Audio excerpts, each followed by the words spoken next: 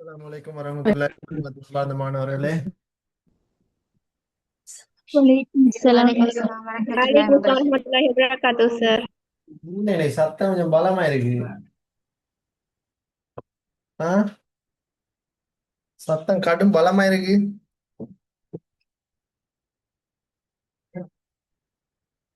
சரி, ஓகே புள்ள. Last class cancel செஞ்சிருந்தோம் ஏன்னா. ஸோ நாங்கள் இன்னைக்கு ஒரு குறுகிய தலைப்பு, அதாவது குலஃபாவுர் ராஷிதீன்களுடைய மீதி பகுதிகள் சம்பந்தமாக நாங்கள் பார்க்க இருக்கிறோம். நாங்கள் கடந்த பாட வேளையில் அபுபக்கர் அலி, உமர் அலி, உஸ்மான் அலி, அலி அலி இந்த 4 பேர் சம்பந்தமாக நாங்கள் பார்த்துட்டோம். அவங்களோட தனிப்பட்ட பர்சனல் லைஃப் எப்படி, அவங்களோட சுச்சுவேஷன் எப்படி இருந்துச்சுன்னு சொல்லி, அவங்களோட பிறப்பு முதல் இறப்பு வரைக்கும் என்னெல்லாம் நடந்துச்சுன்றதை பார்த்துட்டோம். ஸோ நாங்கள் இன்னைக்கு பார்க்க போகிறது இந்த 4 கலீஃபாக்களையும் இணைச்சு கலீஃபாக்களோட பணிகள் என்ன, கலீஃபாக்களோட அபிவிருத்தி நடவடிக்கைகள் என்ன, அவங்க என்ன சேவைகளை செஞ்சாங்க, அவங்க எதிர்கொண்ட சவால்கள் என்ன, இறுதியில இந்த கிலாஃபத் வீழ்ச்சி அடைஞ்சிச்சா இல்லாட்டி வீழ்த்தப்பட்டுச்சா இல்லாட்டி தொடர்ந்தும் இருக்குதா என்ற விடயங்களை தான் நாங்க இன்றைக்கு பாட வேலையில நாங்க பார்க்க போறோம். சரி, ரைட். நாங்க பாடத்துக்கு போவோம்.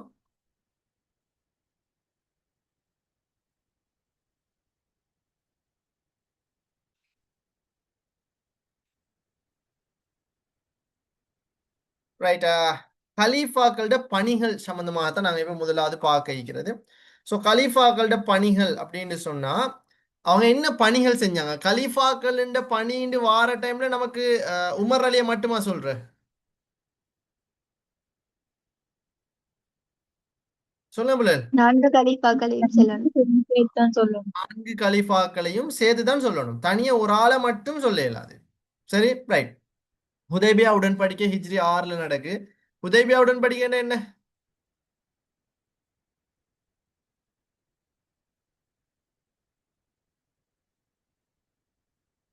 இந்த உங்களுக்கு அந்த போர்கள் இன்னும் கிளியர் இல்லை தானே? இந்த பத்ரு, அஹது, கந்தக் கிளியர் இல்லை தானே இன்னும்? இல்ல சார். ஓ சார். இன்னும் அந்த யுத்தங்கள் கிளியர் இல்லை, அதான் நீ நினைக்கிற பிரச்சனை. சரி, ஒரு நிமிடம் தான் அவ்வளோ, கொஞ்சம் நில்லுங்க.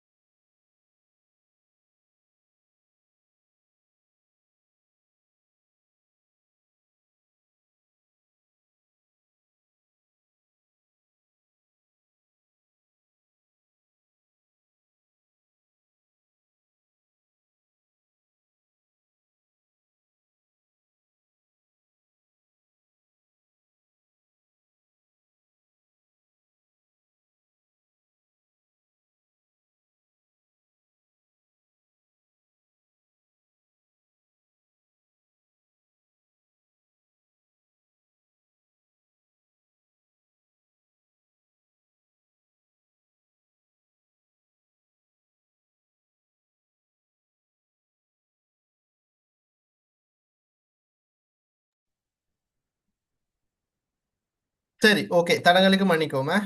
சரி பிள்ளைகள், இந்த யுத்தங்களை பத்தி கொஞ்சம் தெரிஞ்சு கொள்ளணும் வேணாம். சரி, ஹிஜ்ரி, இந்த யுத்தங்கள் சம்பந்தமா கேள்விப்பட்டிருக்கிறீங்களா? என்னென்ன யுத்தங்கள் கேள்விப்பட்டிருக்கிறீங்க இஸ்லாமிய வரலாற்றை பொறுத்த வரைக்கும் சொல்லுங்க பாம். பத்ர் யுத்தம், பத்ர் யுத்தம், யுத்தம், உஹத் யுத்தம், யுத்தம், கந்தக் யுத்தம், அகலி பத்ர், உஹத், அஹ்ஸாப், கந்தப், வேற ஹுனைன், கைபர் போர், ஹுனைன், கைபர், வேற முஅத்தா போர், முஅத்தா யுத்தம். ம்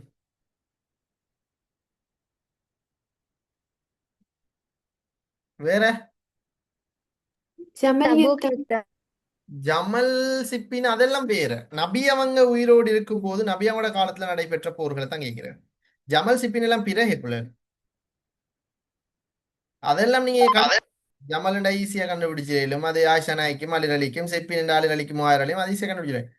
நபி அவங்களோட காலத்துல நடந்த யுத்தம், பத்ர்ல ஆரம்பிச்சு ஹஜ்ஜத்துல் விதா வரைக்கும் நடைபெற்ற யுத்தங்கள்.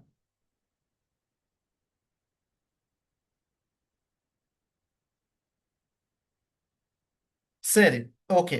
இப்ப நான் கேட்கிறேன், நபி அவங்க பிறந்து வளர்ந்தது எங்க?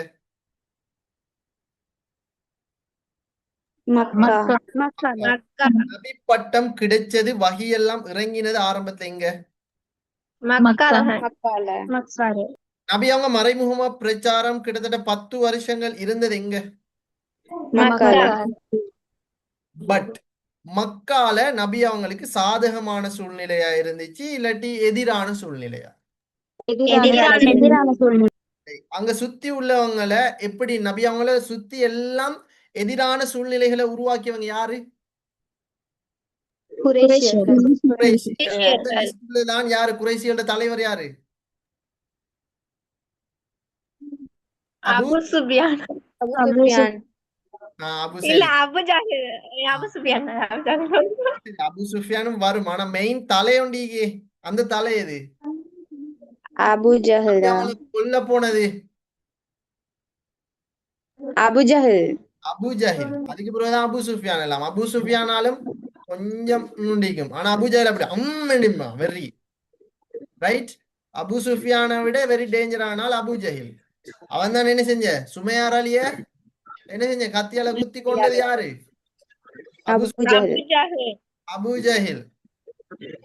அம்மார் அலிய பூமிக்கு தலை மட்டும் தெரியுற மட்டுக்கு தலைய மட்டும் வெளியே வச்சுட்டு முழு உடம்பையும் பூமியில அந்த சூட்ல வச்சு கொடுமைப்படுத்தினான் அபு ஜஹில். நபி அவங்க தொழுதுட்டிக்கிற டைம்ல இறைச்செல்லாம் போட்டு வீசிட்டு ஓடிடுவான் அபு ஜஹில். நபி அவங்களோட வீட்டு முன்னுக்கு வாசல்ல முழு இறைச்சும் அந்த இறைச்சின்னு சொன்னா அந்த அழுக்கின அந்த துர்நாற்றம் வீசக்கூடிய எல்லாம் நபி அவங்களோட வாசல்ல வீட்டு வாசலை விட்டு போட்டுட்டு போயிட்டுருவான்.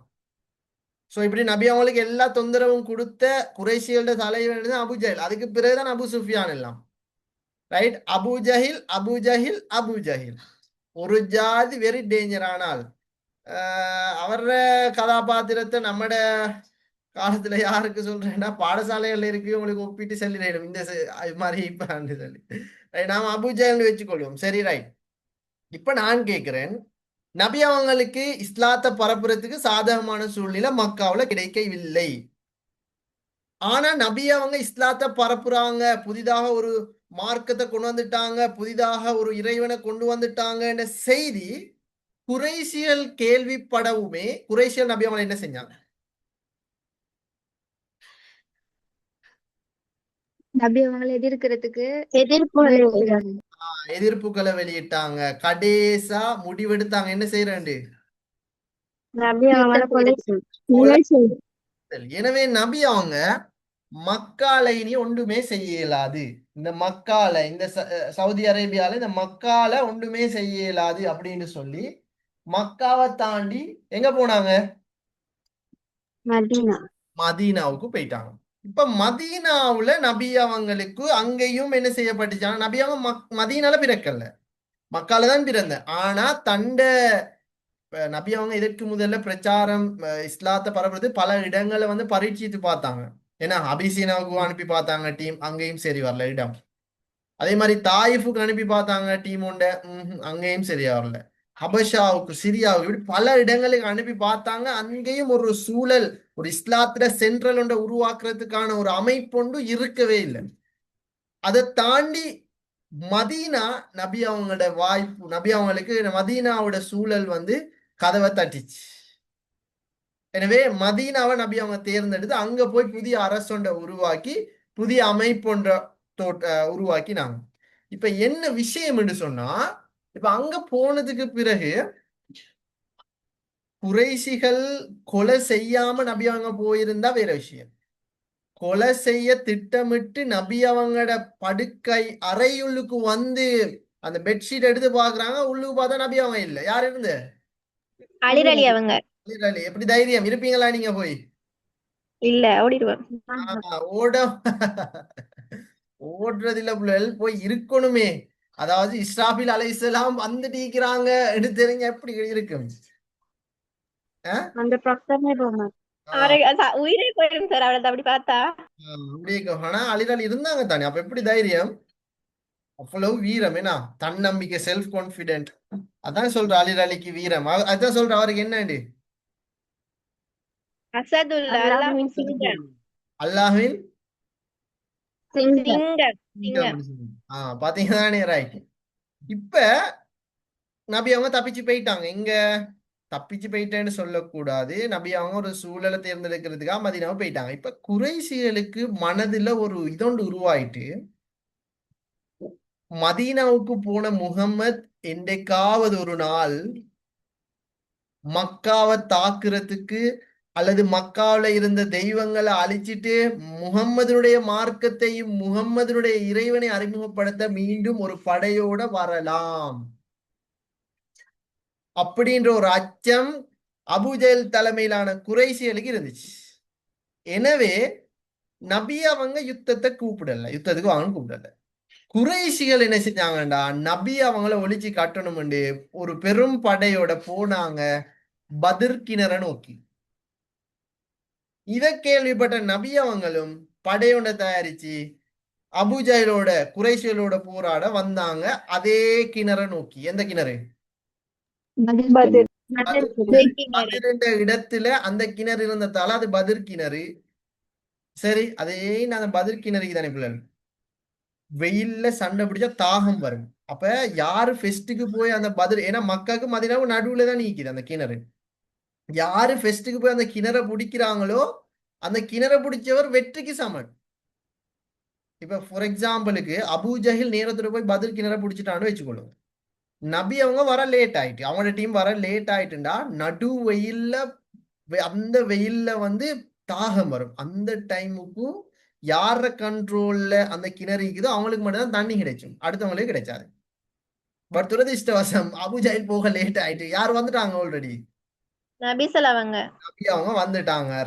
இதுலதான் ஹிந்தாவெல்லாம் யுத்தத்துல பங்கு பற்றின தெரியுமா?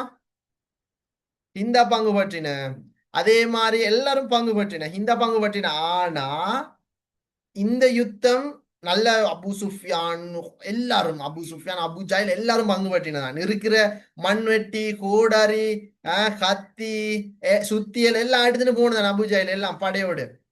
அங்க நபி அவங்களும் வந்தாங்க. 2 பேரும் தர மாறி மோதினத்துல அபு ஜஹலுக்கு ஏலாயினி அடிச்ச அடியில் அபு ஜஹிலு ஓடினது அந்த திரும்ப பின்னுக்கு பார்க்காம.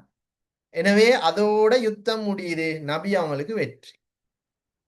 எனவே இந்த யுத்தம் நபி அவங்களுக்கும் யாருக்கும் இடையில் நடைபெற்றது? Okay, right. பட் இதுல நீங்க கவனிக்க வேண்டியது, ஒருத்தர் இந்த யுத்தத்துல பங்கு பெற்றல்ல. சார்பாக நபி அவங்க பிற்காலத்துல பார்த்து ஷொக்காயின ஒரு படை வீரர், 100 யுத்தத்துல பங்கு பெற்றி 100 யுத்தத்துல ஒரு யுத்தத்திலையும் தோக்காத ஒரு தளபதி இந்த யுத்தத்துல குறைஷிகள் சார்பாக பங்கு பெற்றவில்லை. Khalid ibn Walid. Khalid ibn Walid Badr யுத்தத்தின் போது இஸ்லாத்தை ஏற்றுக்கொள்ளல. அவரு எதிரிகள் சார்புல குறைஷிகளோட தான் இருந்தார். அப்ப அவரு பத்ர் யுத்தத்துக்கு வரல. எனவே இப்ப தோத்துட்டாங்க தானே குறைஷிகள். இப்ப நோண்டி நபி அவங்களோட தோத்துட்டாங்க அப்படின்னு சொல்லி இப்ப அவங்களுக்கு நோண்டி இப்ப என்ன செய்யறாங்கடா, திரும்ப திட்டமிட்டுறாங்க எப்படி சரி நபி அவங்கள தோக்கடிச்சணும் அப்படின்னு சொல்லி. இப்ப குறைஷிகள் பிளான் ஒன்று போடுற டைம்ல திரும்ப படைய ரெடி பண்றாங்க. அப்ப அந்த படைய ரெடி பண்ற டைம்ல தளபதியா வைக்கிறாங்க யாருக்குன்னு சொன்னா யாரு ஹாலித் ஹாலித் பின் வலீத் தான் இந்த படைய தலைமை தாங்கி வரணும்னு சொல்லி அந்த டைமுக்கு அபூ சுஃபியான் போய் சொன்னேன், காலித் நீ பதிலுக்கு வரல, நீ வந்திருந்தா முகமதுட படைய உன்னோட வீரத்தை அறிஞ்சிருப்பாரு அப்படின்ட்டு அபூ சுஃபியான் சொன்னேன். ரைட், அத சொன்ன மாதிரியே உஹதுல அப்ப பாருங்க அவங்களுக்கே தெரியும் காலிதுல வீரம் எப்படின்னு சொல்லி. அதான் அபூ சுஃபியான் சொன்ன, நீ பதிலுக்கு வந்திருந்தா முகமதுக்கு உன்னோட வீரம் எப்படின்னு தெரிஞ்சிருக்கும்னு சொல்லி. பட் பதிலுக்கு வரல. எனவே உஹது யுத்தத்துக்கு அவரை படைத்தளபதியாக நியமிக்கிறாங்க. எனவே குறைஷிகள் காலித் இப்னு வலீத் தலைமையில இது பத்ர் யுத்தம் சொல்றேன்டா பத்ர் கிணற்றை சுத்தி நடந்ததால. இப்ப இந்த யுத்தம் எங்க நடக்க போகுதுண்டா உஹது மலைக்கு பக்கத்துல மலை அடிவாரத்துல நடக்க போகுது. அதனாலதான் இதுக்கு என்ன பேர் கொண்டு அழைச்சாங்க? ரைட். எனவே குறைஷிகள் காலித் இப்னு வலீத் தலைமையில உஹது மலையை நோக்கி வாராங்க. இதை கேள்விப்பட்ட நபி அவங்களும் அவங்களோட படையோட வாராங்க. வந்து சந்திச்ச இடம் எங்க? உஹது மலை. இப்ப அந்த உஹது மலைக்குதே அந்த நபி அவங்க ஒரு பிளானோடு போட்டாங்க. எப்படின்னு சொன்னா ஒரு 200 பேர் என்று சொன்னா ஒரு 100 பேரை மேலுக்கு மலையில உட்கார சொன்னான். போய் மேலுக்கு மலையில இருக்கீங்க, நான் சொல்லும் வரைக்கும். நபி அவங்க சொன்னாங்க நான் சொல்லும் வரைக்கும் நீங்க கீழே வரக்கூடாது அப்படின்னு சொல்லிட்டாங்க. இப்ப யுத்தம் நடந்துட்டு இருக்குது. காலித் இப்னு வலீத் தலைமையில யுத்தம் நடந்துட்டு இருக்குது. காலித் குறைஷிகளுக்கு ஒரு சொன்னாரு யுத்தம் ஸ்டார்ட் ஆனதுல ஏன் அந்த 100 பேரும் மேல ஈக்கிறாங்க அப்படி பாருங்க. காலித் இப்னு வலீதுல புத்தி கூர்மை எப்படின்னு சொல்லி யுத்தம் ஸ்டார்ட் ஆகும் முதல்ல காலித் இப்னு வலீது சொன்னதான் அந்த 100 பேரும் ஏன் மேலுக்கு உட்கார்றாங்க கொஞ்சம் அதை பாருங்க அப்படின்னு காலித் போர் ஸ்டார்ட் ஆகும் முதல்ல படை வீரருக்கு சொல்லிட்டாரு. சரி, இப்ப போர் நடக்குது. 2 பேருக்கும் இடையில போர் நடக்குது. நபி அவங்களுக்கு வெற்றின்னு வருது. எல்லா படை வீரரும் ஓடிட்டாங்க. நபி அவங்களோட சார்பானவங்க எல்லாம் கனிமத் பொருட்களை எடுத்துக்கொண்டிருக்கிறாங்க. எடுத்துக்கொண்டிருக்கிற டைம்ல மேலுக்கு இருந்த அந்த 100 பேரும் நமக்கு வெற்றி கனிமத்துண்டா சரி என்ன இந்த இதை கண்ட மாதிரி சாப்பாடை கண்ட மாதிரி கீழுக்கு கனிமத்து எல்லாம் கிடைக்குது எல்லாத்தையும் அவங்க மட்டுமே எடுத்துருவாங்க, வாங்க நாமளும் போய் எடுப்போம் மட்டும் மேலுக்கு இருந்த 100 பேரும் கீழுக்கு வரவும் அங்க திரும்பி திரும்பி பார்த்து போனேன். ஏன்னா நான் சொன்னேன் ஸ்டார்ட்லயே காலித் வந்து ஆல்ரெடி ஸ்டார்ட்ல யுத்தம் ஸ்டார்ட் ஆகும்போதே சொல்லிட்டாரு அந்த மேலுக்கு 100 பேர் மீக்கிறாங்க ஏன்னு அவதானீங்க அப்படின்னு சொல்லி. இடையில காலிதுக்கு நியூஸ் வந்துட்டு நபி அவங்க தான் நாங்க உட்கார வச்சேன்னு சொல்லி. காலித் அப்ப என்ன செய்யறாருன்னா காலிதுக்கு ஒரு அடியும் இல்லை. அவர பிளான் போற மாதிரி ஸ்பீடா போகல, ஓடி போற மாதிரி போறாரு. மலை ஓடி போற மாதிரி திரும்பி திரும்பி பார்த்து போறாரு இறங்குறாங்களான்னு சொல்லி. ஏன்னா காலிதுக்கு விஷயம் விளங்கிட்டு இப்ப சும்மா வச்சுக்கொள்வோமே இப்ப இப்ப அது யாருக்கு சும்மா ஃபார் எக்ஸாம்பிளுக்கு யாருக்கு நுஸ்ரா எங்க இருக்கேன் சார். நுஸ்ரா நான் சும்மா எடுத்துக்கோ. இது என்னமா பொட்டுல். இப்ப நான் என்ன செய்யறேன்டா இந்த பொட்டுல நான் நேரா நின்று அவங்களுக்கு அடிக்கிறேன். சரியா? சும்மா நேரா அடி அதையும் உங்களுக்கு படும். அதே மாதிரி நான் இப்ப என்ன செய்யறேன்டா 5வது மாடியில நின்று உங்களோட தலையில அப்படியே டம்மீல்னு போடுறேன். சரியா? இப்ப இந்த 2ல எந்த ஷாட் உங்களுக்கு பவர்ஃபுல் ஆயிக்குன்னு சொல்லுங்க. அந்த 5வது மாடி இருந்து போடுறீங்க அதான் எனக்கும் அதான் ஏண்டா அது தூரத்துல இருந்து உழுது தானே சார். Very good. கிட்ட இருந்தா வலிக்காது தூரத்துல இருந்து. சோ அதுதான் உஹது யுத்தத்துல ரகசியம். காலிதுக்கு யுத்தம் நடுவுல விளங்கிட்டு மேல இருந்து அந்த அம்ப விட்டறிறது ஈஸி, வெரி ஸ்பீடா வரும். அப்ப அது நபி அவங்களுக்கு தெரிஞ்சுதான் நபி அவங்க 100 பேரை மேல அமர்த்திருக்கிறாங்க காலிது தெரிஞ்சிட்டு. அப்ப காலிது என்ன செஞ்சாரு தோக்குற மாதிரி ஓடிக்கிறாரு. ஓடிட்டு பாக்குறாரு பின்னால பார்த்து ஓடுறாரு. இறங்குறாங்களே இறங்கின உடனே போன படைய கூட்டிட்டு திரும்ப காலித் வரவும் அடிச்ச அடி நபி அவங்க படை வீரருக்கு அடிச்ச அடியில எல்லாரும் காயம் ஏற்பட்டு கடைசியில நபி அவங்களோட பல்லொன்னும் கூட அந்த யுத்தத்துல கலண்டு போகுது. எனவே அந்த யுத்தம் தான் நபி அவங்களுக்கு என்ன வெற்றியா தோல்வியா? தோல்வியே. எனவே குறைஷிகளுக்கு இப்ப சந்தோஷம், ஆல்ரெடி தோத்தவங்க உஹதுல இணைஞ்சிட்டாங்க. வெண்டுட்டாங்க வெந்தது குறைஷிகளுக்காக இல்ல, அங்க ஒரு ஆள் இருந்திருக்காரு. யாரு? Khalid bin Walid. Khalid Walid bin ibn Walid. Walid. சரி, வெற்றி தோல்வி சம தத்தைக்கு வந்துட்டா. ஓம் சார் வந்துட்டு. வந்துட்டு Right. முடிஞ்சிருமா? இப்ப ரெண்டு பேர்ல ஒருத்தர் கொலை செய்யப்பட்டதானே யுத்தம் முடியும். ஓ இப்ப என்ன நடக்க போகுதுன்னு சொன்னா, திரும்ப ஒரு யுத்தம் ஒண்ணு நடக்க போகுது ரெண்டு பேருக்கும் இடையில. அதே மாதிரி ஒரு யுத்தம், குறைஷியருக்கு நபி அவங்களுக்கு அதே. இப்ப குறைஷிகள் வந்து ஜெயிச்சுட்டாங்க தானே, அதனால அவங்களுக்கு கொஞ்சம் கான்பிடென்ட் கூட்டிட்டு நபி அவங்கள அழிச்சிடலும் இது செஞ்சிடலும் ஒரு கான்பிடென்ட் கூடவும் அவங்க இப்ப யுத்தத்துக்கு அடுத்த யுத்தத்துக்கு ரெடி ஆயிட்டு வந்துட்டு இருக்கிறாங்க. இப்ப நபி அவங்க ஒரு திட்டமிட்டுறாங்க அப்படின்னா இந்த யுத்தத்தை கொஞ்சம் வித்தியாசமாக நடத்துவோம் அப்படின்னு. அந்த சந்தர்ப்பத்துல நபி அவங்கள்ட்ட கைதியாக பிடிபட்டு இஸ்லாத்தை ஏற்றுக்கொண்ட ஒருத்தர் தான் சல்மான் ஃபாரிஸ் ரலியல்லாஹு. அப்ப அவர் வந்து ஏற்கனவே பாரசீக இனத்தைச் சேர்ந்த ஒருத்தர். பாரசீகர்கள் எதுல உலக புகழ் பெற்றவங்க நான் இப்ப சொல்லி இருக்கிறேன். எதுல? தந்திரம் யுத்த தந்திரத்துல உலக புகழ் பிரசித்தி பெற்றவங்க அவங்க. அவங்கள்ட்ட நல்ல யுத்த தந்திரங்கள் தெரியும். அந்த யுத்த தந்திரங்கள் தெரிஞ்ச ஒருத்தர் தான் சல்மான் ஃபாரிஸ். அப்ப அவரு வந்து ஒரு ஐடியா கொடுக்குறாங்க நபி அவங்கள்ட்ட போயிட்டு. நாங்க அதாவது நபி அவங்களோட பிளான் என்ன, வளமையா போய் அடிக்கிற ஜெயிக்கிற மட்டும் தான். அப்படித்தான் இருந்தேன். அப்ப சல்மான் ஃபாரிஸ் ஒரு ஐடியா கொடுத்தாங்க. எங்கட பாரசீக இனத்துல நாங்க எப்படி செய்வோம்டா, ஏன்னா பாரசீகர்கள் போனா வின் தான், தோக்குறல்ல.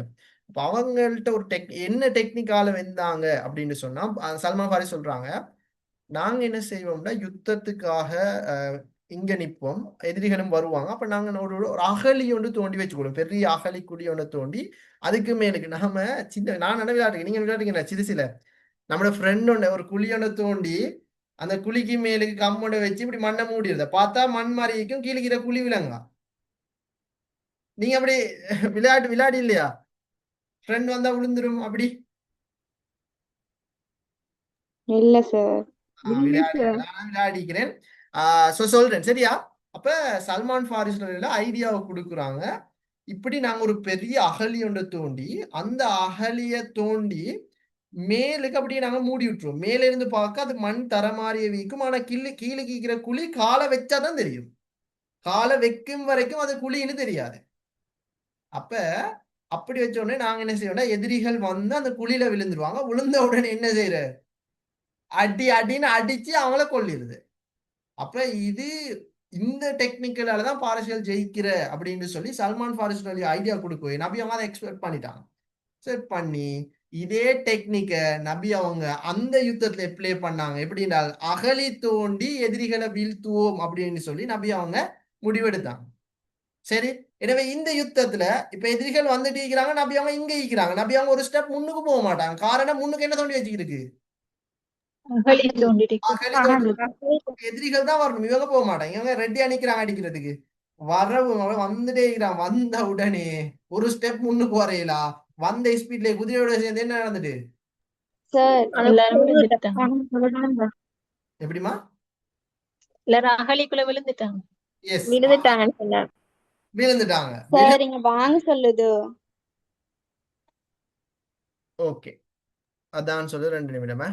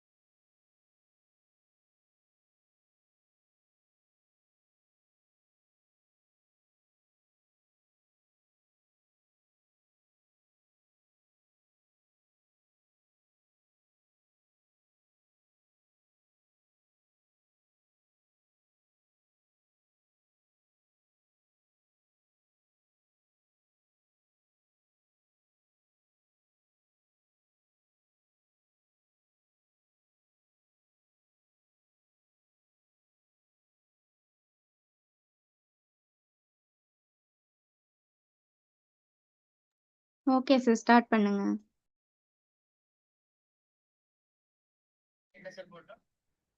கேன் ஐ ஜாயின் யூ அசிஸ்டன்ட்னு சொல்லி அனுப்பினீங்கன்னா சரி. சரி, ஓகே. அஸ்ஸலாமு அலைக்கும்.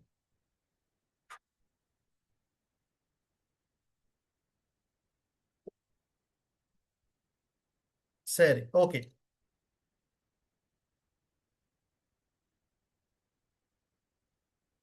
தென் அந்த படை வந்ததோட அகலிகளுக்கு விழுந்துட்டாங்க.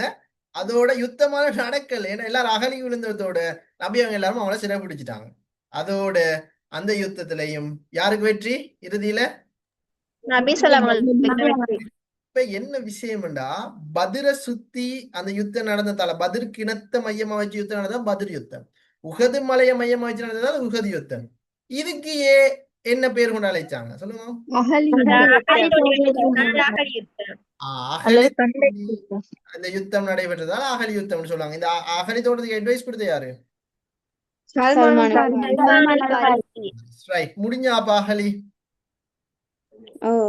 ஓகே. இந்த 3 யுத்தமும் யாருக்காக நடைபெற்றிருக்கு? யார் யாருக்கு இடையில? குறைஷியர்களுக்கும்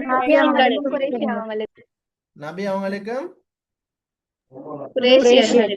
குறைஷியர்களுக்கும் இடையில. இந்த யுத்தத்துக்கு அகலின்னு மட்டுமா சொல்ற?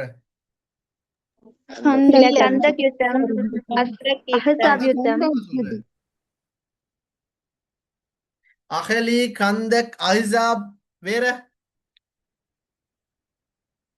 வேற இந்த போர்கள் எல்லாம் சொல்றதான். சரி, அகலி யுத்தம் என்றாலும் கந்தக் என்றாலும் அஹ்ஸாப் என்றாலும் மூணும் ஒரு யுத்தம்.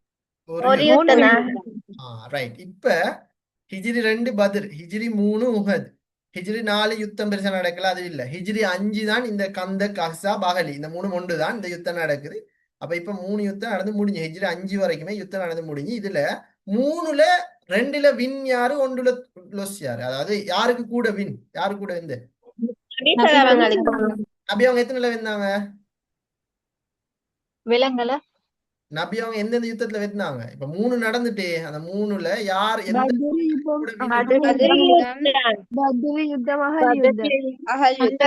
முகதும் வின் நபி அவங்களுக்கு.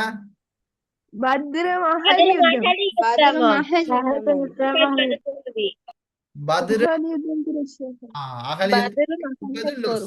இப்ப ஆட்கள் போதாம வந்துட்டு குறைஷியல், ஏன்னா 2 யுத்தத்துல தோத்துட்டாங்க. அதுவும் இல்லாம அகலி யுத்தம் சரியான மாதிரி நோண்டி அவங்களுக்கு. ஏன்னா 2 பேருக்கு இடையில நபி அவங்களோட படை வீரர்களுக்கும் குறைஷி படை வீரரும் நேருக்கு நேர் மோதி கையே அலம்பிடிச்சுக்கலாம் போயிட்டு. அப்ப எவ்வளவு பெரிய ஒரு அவமானம். கிட்ட போக ஆளும் இல்லை, யுத்தத்தை தோத்துட்டாங்க. அப்ப இதோட படை வீரர்களும் சரியான மாதிரி பயந்துட்டாங்க. அதோட குறைசியலுக்கு படை வீரர்களும் குறைஞ்சிட்டு, இன்னொரு பக்கம் குறைசி சார்புல இருந்தவங்களும் இஸ்லாத்தை ஏற்றுக்கொள்ற நிலைமைக்கு வந்துட்டாங்க. எனவே இதுக்கு மேல குறைசியலுக்கு இயலாம், பயம் ஒன்று கிளப்பிட்டு போட்டு. அதனால நாங்க குறைசிகள், அதாவது நபி அவங்க ஒரு செய்தி அனுப்பினாங்க, உங்களுக்கு யுத்தம் ஏலானுன்னா நாங்க ஒரு உடன்படிக்கையை செய்வோம் அப்படின்னு சொல்லி. குறைசிகளும் பார்த்தா ரைட், அவங்களுக்கும் ஏற்கனவே விளங்கிட்டு நமக்கு இனி ஏலா, அப்ப நபி அவங்க உடன்படிக்கை வாராங்கன்னு இவங்களும் வாய்ப்பை பயன்படுத்தி ரைட் ஒரு உடன்படிக்கையை கைச்சாத்திடுவோம் என்று நபி அவங்களுக்கும் அதே குறைசியர்கள் உடன்படிக்கை நடக்கும். அந்த உடன்படிக்கையில பேர் தானே என்ன? இதைத்தான் சொல்லுவாங்க. எப்படின்னால், ஒரு யுத்தம் மூலம் இடத்தை கைப்பற்றுவதை விட தந்திரம் மூலம் இடத்தை கைப்பற்றியது மிகவும் இலகுவானது. நபி அவங்களோட ராஜதந்திரம் வெளிப்பட்டது இந்த உடன்படிக்கையில தான். ஏன்னு சொன்னா, இந்த யுத்தம் அதாவது அந்த யுத்தம் நடந்துட்டு இருக்கிற டைம்ல விளங்கும் எல்லாமே குறைசியலுக்கு. அதுல என்ன 10 நிபந்தனைகள் விதிக்கப்பட்டுச்சு. 10 வருடம் 2 பேரும் என்ன செய்யறல்ல, 2 சாராரும் இதோட முதல் நியதி. 10 வருடத்துக்கு 2 சாராரும் யுத்தம் செய்யற இல்ல. மதீனால இருந்து யாதேனும் மக்காவுக்கு போனா அவரு திருப்பி அனுப்பப்பட மாட்டார்.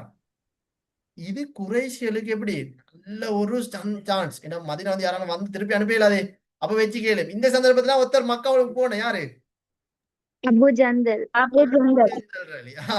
ரைட்.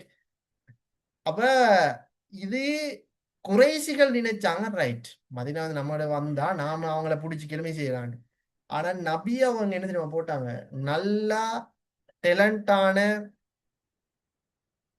ரைட், நல்ல டேலண்டான நல்ல இஸ்லாமிய பிரச்சாரத்தை பரப்பக்கூடிய ஒருத்தரை மக்காவுக்கு அனுப்பினா என்ன செய்வாரு?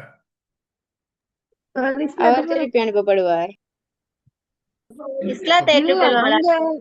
அங்க இருந்தாலும் போட மாட்டேன். யுத்தத்துல நான் கேட்கேன், இப்ப ஹுதைபியோட நியதி என்ன? மதீனால இருந்து ஒருத்தர் மக்காவுக்கு போனா அட நியதி என்ன? அவர் திருப்பி அவன் திருப்பி அனுப்பப்பட அனுப்பப்பட மாட்டார். மாட்டான். இப்ப பிரச்சாரம் மிக்க நல்ல டேலண்டான ஒருத்தரை நபி அவங்க மக்காவுக்கு அனுப்பினாலும் என்ன செய்யலாம்? அனுப்பலாம். அவன் திருப்பி அனுப்பவே வேலாம். அப்ப இது உண்மையிலே இஸ்லாத்தை பரப்பிடுவார். அப்ப இந்த லைன் இந்த நியதி குறைசியல் பாக்குறது குறைசியலுக்கு இது மாதிரிதான் இருக்கும். ஆனா உண்மையிலே யாருக்கு லக் இது? நபி நபி அவர்களுக்கு. நபி அவங்க. அதே மாதிரி மதீனாவில இருந்து மக்காவுக்கு போனா அவர் திருப்பி அனுப்பணும். ஆனா மக்காவில இருந்து மதீனாவுக்கு போனா அவர் திருப்பி அனுப்பப்படணும் அப்படின்ற ஒரு சூழ்நிலை இருந்துச்சு. அப்ப இது குறைஷியல் நம்மட, அதாவது மதீனால இருந்து மக்காவுக்கு வந்து நாம அனுப்ப மாட்டோம், ஆனா நம்மட ஒருத்தர் அங்க போனா அனுப்பணுமா, நல்ல நியதிதான் அப்படின்னு அவங்க நினைச்சு. ஆனா நபி அவங்க பார்த்தாங்க, மக்கால இருந்து இஸ்லாத்தை ஏற்காத ஒருத்தர் மதீனாவுக்கு வராரு. மதீனாவுக்கு வந்த உடனே நபி அவங்களோட அந்த சூழ்நிலை ஆக்கள் எல்லாம் பார்த்த உடனே அவர் இஸ்லாத்தை கவர்ந்துருந்தார். இஸ்லாத்தை கவர்ந்துன்னு அவர் வார டைம்ல ஒரு காஃபிரா வந்தாரு. ஆனா திரும்ப மக்காவுக்கு போற டைம்ல ஒரு முஸ்லீம் ஆயிட்டு போறாரு. அப்ப இது உண்மையில யாருக்கு சார்பானது இந்த நியதி? நபி அவர்களுக்கு. நபி அவங்களுக்கு. வெளியில இருந்து பாக்குற டைம்ல இது உண்மையிலே யாருக்கு சார்பான மாதிரி விளங்கும்? குறைஷியலுக்கு. நியதிகள் எல்லாம் சார்பானது யாருக்கு? நபி அதான் சொல்றேன், நபி அவங்க ஒரு யுத்தம் மூலம் ஒரு இடத்தை கைப்பற்றுவதை விட உடன்படிக்கை மூலம் இடத்தை கைப்பற்றுவது சிறந்தது. நபியா இதைத்தான் சொல்றேன், நபியாவோட ராஜதந்திரம் வெளிப்பட்டது இந்த ஹுதைபியா உடன்படிக்கை தான். ரைட். சோ அப்ப இதோட குறைஷியோட சாப்டரும் நபியாவோட சாப்டரும் ஹிஜ்ரி 6ஓட என்ன செய்யுது? இந்த உடன்படிக்கையோட முடிவுக்கு வருகிறது. ரைட். அப்ப வேற யுத்தம் நடக்காதா இனி? இல்லையா, அதுக்கப்புறம் யுத்தம் இந்த குறைஷிகள் அந்த உடன்படிக்கையில ஒரு சில நியதிகளை மீறிட்டாங்க. ஒரு சில நியதிகளை அந்த 10 நியதிகள் ஒரு சில நியதிகளை மீறின உடனே திரும்ப ஒரு யுத்தம் ஸ்டார்ட் ஆகுது. அது குறிப்பா யூதர்களை மெயின் பண்ணி குறைஷிகள்லயே இருக்கக்கூடிய அந்த யூத கூட்டத்துக்கும் நபி அவங்களுக்கு முன்னாடி ஒரு யுத்தம் மூடுது. அது என்ன யுத்தம்? அது கைபர் யுத்தம். ஹிஜ்ரி 7ல நடக்குது கைபர் யுத்தம். ரைட். ஹிஜ்ரி 7ல ஹிஜ்ரி 6லயே தான், ஹிஜ்ரி 6 எண்டிங்ல ஹுதைபியாவோட ஹிஜ்ரி 6ல தான், ஹிஜ்ரி 6 எண்டிங்ல மாதிரி இந்த கைபர் யுத்தம் நடக்குது. அதுக்கு பிறகு என்ன நடக்குதுன்னு சொன்னா, இப்ப உடன்படிக்கை மீறினது யாரு? நபி அவங்க படை வீரர்களா, நபி அவங்க சார்பானவங்களா, இல்லாட்டி குறைஷிகள் சார்பானவங்களா? குறைஷிகள் சார்பான அவங்க மீறிட்டாங்க. அப்ப அதனால கைபர் யுத்தம் நடந்து, கைபர் யுத்தத்துல நபி அவங்களுக்கு வெற்றி. அதுக்கு பிறகு நபி அவங்க ஒரு முடிவு எடுத்தாங்க, இனி உடன்படிக்கையை மீறினா இனி என்ன செய்யற? நபி அவங்க ஒட்டுமொத்த படை வீரர்களையும் எடுத்துன்னு போனாங்க எங்க? மக்காவுக்கு. 8 மக்காவுக்கு போறாங்க. போய் யாருமே இல்ல, படை வீரர்கள் எல்லாரும் ஓடிட்டாங்க பயம். இப்போ மக்காவுக்கு போனா மக்காவையும் பிடிச்சி மக்காவை தாண்ட கண்ட்ரோலுக்கு கொண்டு வந்து முழு மக்காவும் வெற்றி கொள்ளப்படுது அன்று. எனவே இது நடந்தது ஹிஜ்ரி 8ல நடக்குது. ரைட். சோ அப்ப இதோட முடியுது. குறைஷிகளுக்கும் நபி அவங்களுக்குமான எல்லா விதமான தொடர்புகளும் இதோட என்ன செய்யப்படுது? முடியுது. அப்ப ஹிஜ்ரி 2ல இருந்து 8 வரைக்கும் நடந்த எல்லா யுத்தங்களும் ஒரு பகுதியோடு தான். இந்த பகுதி நபி அவங்களுக்கும் குறைஷியலுக்கும் நபி அவங்களுக்கு மட்டும். கிளியரா? ரைட். இப்ப அதே ஆண்டுல மக்கா வெற்றி கொள்ளப்பட்ட அதே ஆண்டுல ஒரு மக்கால ஒரு யூத கோத்திரம் ஒன்று இருந்துச்சு. அவங்க என்னடா, மக்கா வெற்றி கொள்ளப்பட்டது தண்ட மானம் பெய்த்து அப்படின்னு யோசிச்சு தொடங்கிட்டாங்க. நல்ல செல்வாக்கு மிக்க ஒரு குடும்பம் என்ன சொன்னா, சில கோத்திரங்கள் நல்ல யூத கோத்திரம், மக்கா வெற்றி கொள்ளப்பட்டுட்டே, இது எங்களுக்கு இழைக்கப்பட்ட எங்களோட மானம் பெய்ட்டே அப்படின்னு சொல்லி நபி அவங்களோட ஒரு யுத்தத்துக்கு வந்தாங்க. ஆனா அது குறைஷிகள் அல்ல, அப்படி குறைஷிகள் நடிக்கல, அது மக்கா வெற்றி கொள்ளப்பட்டதால எங்களோட மானம் பெய்த்து அப்படின்னு சொல்லி நபி அவங்களோட யுத்தத்துக்கு வந்தாங்க ஒரு கோத்திரம். அந்த கோத்திரம் நல்ல பிரபதி வாய்ந்த கோத்திரம். எனவே அவங்க நபி அவங்களோட யுத்தம் செஞ்சாங்க. அந்த யுத்தத்துக்கு பேர் தானே என்ன? ஹுனைன் யுத்தம். சொல்லுவாங்க. இதுவும் ஹிஜ்ரி 8 தான் நடந்தது. ரைட். சோ அப்ப இதோட முடியுது. அப்ப இதுவரைக்கும் நபி அவங்க ஹிஜ்ரி 2ல பத்ர், ஹிஜ்ரி 2ல பத்ர், ஹிஜ்ரி 3ல உஹத், ஹிஜ்ரி 5ல கந்தக், ஹிஜ்ரி 6ல ஹுதைபியா உடன்படிக்கை, அதே ஹிஜ்ரி 6ல கைபர் யுத்தம், திரும்ப ஹிஜ்ரி 8ல மக்கா வெற்றி வரைக்கும் நபி அவங்களும் குறைஷியோட. ஹிஜ்ரி 8ல இன்னொரு யுத்தம், குறைஷிகள் அல்லது இந்த குறைஷிகள் என்னும் சொல்லுவாங்க, ஆனா குறைஷிகள்ல இருந்து கொஞ்சம் வேறுபட்ட யூத கோத்திரத்தோட ஒரு சண்டை நடந்துச்சு. அதான் ஹுனைன் யுத்தம். அப்ப இதுவரைக்கும் நடந்த எல்லாம் நபி அவங்க அந்த மக்கா பகுதிகளுக்கு இடையில மட்டும்தான். அதான் குறைஷிகளுக்கு நம்ம நினைச்சா போதும். இதோட ஹிஜ்ரி 8ஓட மக்கா வெற்றியோட எல்லாம் முடியுது. ஹிஜ்ரி 9ல அது வரைக்கும் நபி அவங்களுக்கும் குறைஷிகளுக்கும் மட்டும்தான் நடந்துச்சு. மக்கா வெற்றியை தொடர்ந்து நபி அவங்க நினைச்சாங்கடா இஸ்லாத்திட தூத வெளி பிரதேசங்கள் எல்லாருக்கும் அனுப்பினாங்க. சில சாம்ராஜ்யம், வெளி சாம்ராஜ்யம் சொன்னா எல்லாத்துக்கும். இந்த சந்தர்ப்பத்துல தான் நபி அவங்க உலகம் முழுவதும் தூதரை அனுப்பினாங்க. இந்த சந்தர்ப்பத்துல தான் என்ன நினைச்சு, லிபியாவுக்கு ஒரு தூதுவர், சிரியாக்கு, ஈரானுக்கு, ஈஜிப்டுக்கு, சூடான், லிபியா, அல்ஜீரியான்னு உலகம் முழுவதும் நபி அவங்க நினைச்சாங்கடா இஸ்லாத்தை பிரச்சாரம் செய்து தூதுவர் அனுப்பினாங்க. இந்த பின்னணி தான் நபி அவங்களோட தூதுவர் இலங்கைக்கு வந்தாரு. யாரு? வஹப் இப்னு அபி ஹப்ஸா. அபி ஹப்ஸா. இது 7வது யூனிட்டுக்கான ஒரு ட்ரைலர். இதை நாங்க 7ஆம் யூனிட்ல படிப்போம், அவர் எப்படி வந்தாரு, அவருக்கு என்ன நடந்துச்சுன்னு சொல்லி. பட் இதல்ல சாப்டர். இந்த பின்ன நீங்க நல்லா விளங்கி வச்சுக்கொள்ளணும். இப்படி அனுப்புற சந்தர்ப்பத்தில் சில சாம்ராஜ்யம், சில நாடுகள் தூதர்களை வரவேற்றாங்க, தூதர்களை வெல்கம் பண்ணாங்க, தூதர்களுக்கு சாப்பாடு கொடுத்து நல்ல முறை கவனிச்சாங்க. ஆனா சில தூதுவர்கள், சில சாம்ராஜ்ய மன்னர்கள் இணைஞ்சாங்கடா, சில நாட்டு தலைவர்கள் இணைஞ்சாங்கடா தூதர்ல. அதுல முக்கியமா இந்த பாரசீக தேசம் இணைஞ்சுடா வந்த தூதுவர். நான் இதுக்குமே சொல்லியிருக்கிறேன், உலகத்துல சர்வதேச நியதி ஒன்று இருக்குது. தூதுவர்களை கொலை செய்யறது எதை செய்யறதுக்கு சமன்? போருக்கு தயாராகும். போர் பிரகடனத்துக்கு சமன். தூதுவர்கள் ஒன்றும் செய்யல, இது உலக நியதி அந்த காலத்துல இருந்து. சோ அப்ப அந்த பாரசீக மன்னன் என்ன செஞ்சான்டா, நபி அவனோட தூதுவரை உள்ளுக்கு அரச சபை உள்ளுக்கு வர சொல்லிட்டு நபி அவங்களோட தூதுவரை கூப்பிட்டு அவரோட நபி அவங்க கொடுத்து அனுப்பின அந்த லெட்டரை கிழிச்சு வீசிட்டு தூதுவரை கைது செஞ்சுட்டாங்க. இது பாரசீக பகுதியில் நடந்தது.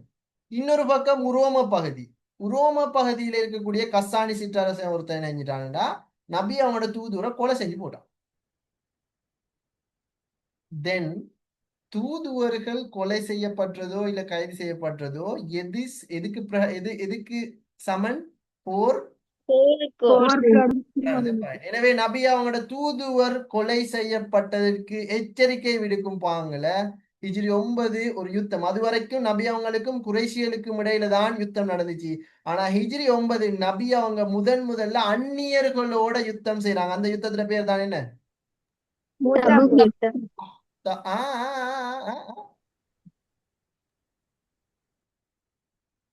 என்ன யுத்தம்? தபுக் யுத்தம். என்ன யுத்தம்?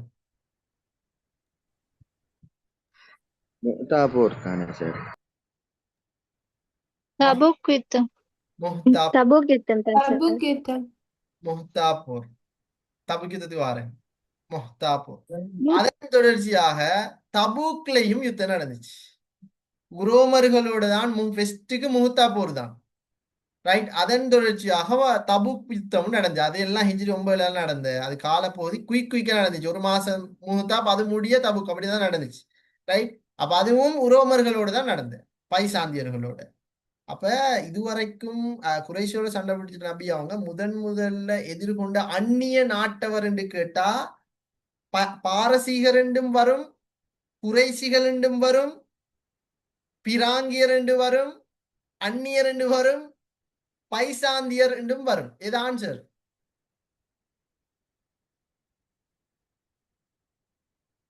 உரோமர்களுக்கு சொல்ற இன்னொரு பேர் தான் பைசாந்தியர். உரோமர்களுக்கு சொல்ற பேர் தான் என்ன? பைசாந்தியர். ரைட். அப்ப நல்லா ஞாபகம் வச்சு, நபி அவங்க முதல்ல எதிர்கொண்ட அந்நிய நாட்டவர் பைசாந்தியர் அல்லது உரோமர்கள். ரைட். பாரசீகம் எல்லாம் அதுக்கு பிறகுதான். பாரசீகர்களுக்கு ஏன் முதல்ல யுத்தம் செய்யலைன்னா பாரசீகர்கள் வந்து கொலை செஞ்சதா? இல்ல அவங்க கைது செஞ்ச. கைது செஞ்சு கிழிச்சு வீசின.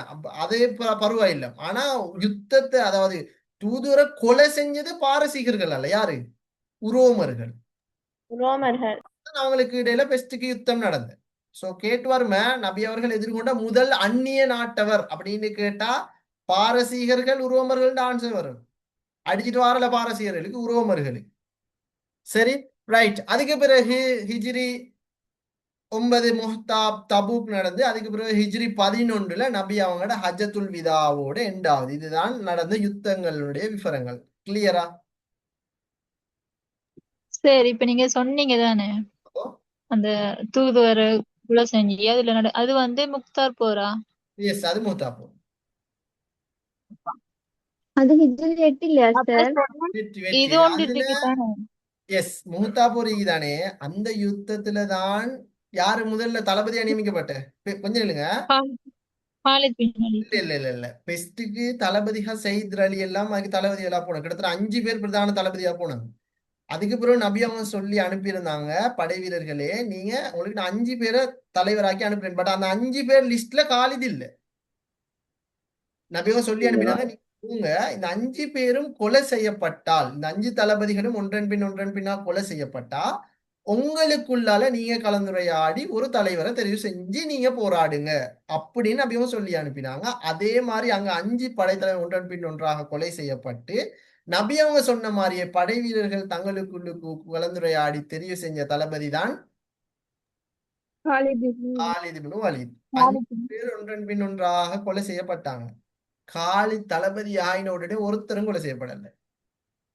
ஆனா அந்த யுத்தம் வந்து நான் இதுக்குமே சொல்லிக்கிறேன் பிள்ளைகள், இதுதான் அந்த 4000 எதிரிகளுக்கு 500 நம்மட முஸ்லிம்கள் சேர்ந்து செய்த யுத்தம். ஓ அப்ப இதுக்கு பிறகு அத தொடர்ந்து தபுக் யுத்தம் வருது. அதுக்கு பிறகு எஸ். ஆனா அதுல வந்து பாருங்க, கூட்டிட்டு வராங்க தானே பிள்ளை நபியா. அதாவது காலித் வந்து 7 மணி வரைக்கும் 100 பேரை குயிக்க வந்து அடிங்க அப்படின்னு சொல்லி அடிச்சு அவங்களுக்கு ஒரு சேதத்தை ஏற்படுத்தினா. ஆனா 4000 பேரு 500-400 பேரை தாக்கு பிடிக்கிறார். அதுக்கப்புறம் படை வீரர்கள் தன் பாதுகாத்து கூட்டிட்டு வந்தார். அதுக்கப்புறம் மக்களை ஈக்கிறவங்க மக்களை ஈக்கிறவங்க என்ன செஞ்சாங்க, மண்ணை தூவி வீசினாங்க. ஏன்னா போருக்கு போய் திருப்பி முதுகு காட்டிட்டு வரேன். அப்புறம் நபி அவங்க சொன்னாங்க, இல்ல அவங்கள கூப்பிடுங்க, அவர் நம்மட மக்களை படை வீரரை பாதுகாத்துட்டு வராருன்னு சொல்லி.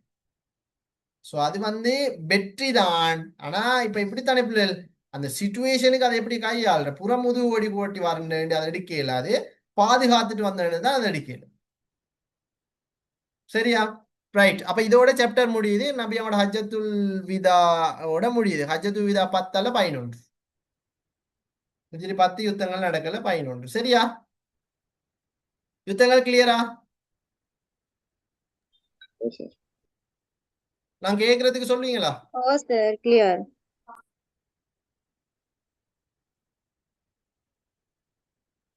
நபி அவங்களுக்கும் யூதர்களுக்கும் இடையில ஒரு யுத்தம் ஒன்று நடந்துச்சு. அந்த யுத்தம் என்ன?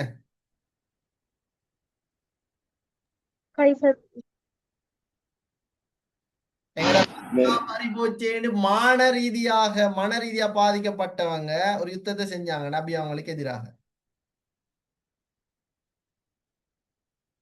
அந்த யுத்தம் தான் தேவை. கைபர் யுத்தம். கைபரா நான் சொல்லியிருந்தேன். கைபர் அப்ப மக்கா வெற்றி கொள்ளப்பட்டதுக்கு பிறகா கைபர் யுத்தம்? ஹுனைன் யுத்தம். ஹுனைன். கைபர் யுத்தமும் யூதர்கள் தான் அப்படின்னு சொல்லி மன ரீதியாக காயப்பட்டவங்க யுத்தம் நடந்தது. அதான் குழு தந்தை மக்கா வெற்றி கொண்டதுக்கு பிறகுன்னா என்ன யுத்தம் அது? சார் கேள்வி ஃபர்ஸ்ட் விளங்கல சார், இங்க மழை ஸ்டக் ஆகுது வாய்ஸ். சரி சரி, ஹுனைன் யுத்தம். ரைட்.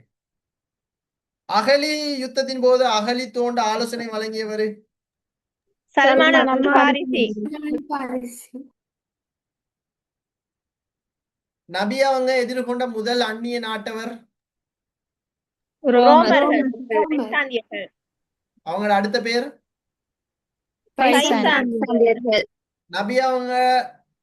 நபி அவர்களின் தூதுவர் கொலை செய்யப்பட்டதற்கு எச்சரிக்கை விடுக்கும் பாங்கில் இடம்பெற்ற யுத்தம்